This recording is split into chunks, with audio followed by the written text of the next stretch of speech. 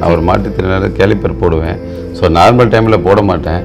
எலெக்ஷனில் நிறைய வாக் பண்ணோம், நிறைய நிற்கணுன்றதுனால நான் அந்த கேலிப்பர் போடுவேன். நிறைய பிரச்சாரம்லாம் போகிறேன் இல்லையா, ஸோ நிற்கிறதுக்கு இது எனக்கு சப்போர்ட் பண்ணும். நார்மலாக நீங்கள் நிற்பீங்க, அதனால் இது எனக்கு சப்போர்ட்டாக இருக்கும். நான் 4-5 ஹவர்ஸ் கூட இதை போட்டால் நின்றுட்டு. நல்ல ஒரு பின்புலம் இருக்குது, நல்ல ஒரு வேலை பார்க்குறீங்க, நல்ல ஒரு வருமானம் இருக்குது. இது எல்லாத்தையும் வச்சு பார்க்கும்போது போதுங்கிற ஒரு மனப்பான்மையில எல்லாரும் இருந்துருவாங்க.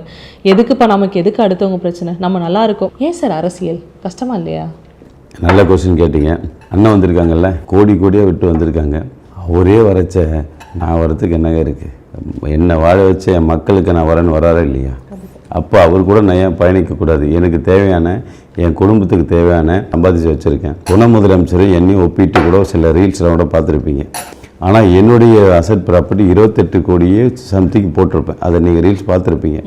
அது நான் உண்மையாகவே எல்லாமே டிக்ளேர் பண்ணியிருக்கேன். நான் எம்எல்ஏ சட்டமன்ற உறுப்பினராக வந்ததுக்கப்புறம் நான் அதில் சம்பாரிச்சேன்னு சொல்லுவாங்க இல்லையா, அது ஒரு காலம் நடக்காது. என்னோடய இன்கம் டேக்ஸ் 5 இயர்ஸ் ஐடி கொடுத்துருக்கேன். அது அதோட இன்கம் நான் வருஷம் எவ்வளோ நான் சம்பாதிக்கிற விஷயத்தில் கொடுத்துருக்கேன். அதே ஆவரேஜ் தான் இருக்கும் கண்டி. அதுலேருந்து நான் சட்டமன்ற உறுப்பினர் ஆகிட்டு ரொம்ப ஹையாக பூஸ்ட் பண்ண விரும்பலை.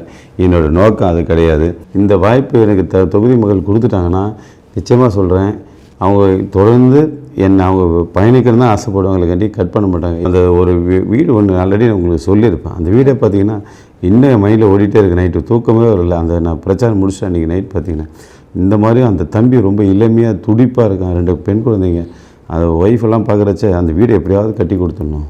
கண்டிப்பாக வின் பண்ணிவிட்டு வந்துட்டு என்னுடைய சொந்த பணத்தால் அந்த தம்பிக்கு முதல்ல ஒரு வீடு ஆரம்பம், படிப்படியாக எல்லாருக்கும் உதவி செய்ய நான் ரெடியாக இருக்கேன். அதுக்கு உண்டான திட்டங்கள் எல்லாம் கொஞ்சம் கொஞ்சமாக டெவலப் பண்ணிட்டு வரேன். தொகுதியே டெவலப் பண்ணுறதா ஒரு ஆசை. முதல்ல வேலை வாய்ப்பு தாங்க, அதில் காம்ப்ரமைஸே ஆக மாட்டேன். படிப்படியாக ஒரு மாற்றத்தை கொண்டு வருவாங்க. உத்திரமேரூரை சிறப்பான ஒரு தொகுதியாக மாற்றுவேன். அதில் எந்த விதமான ஐயமும் கிடையாது.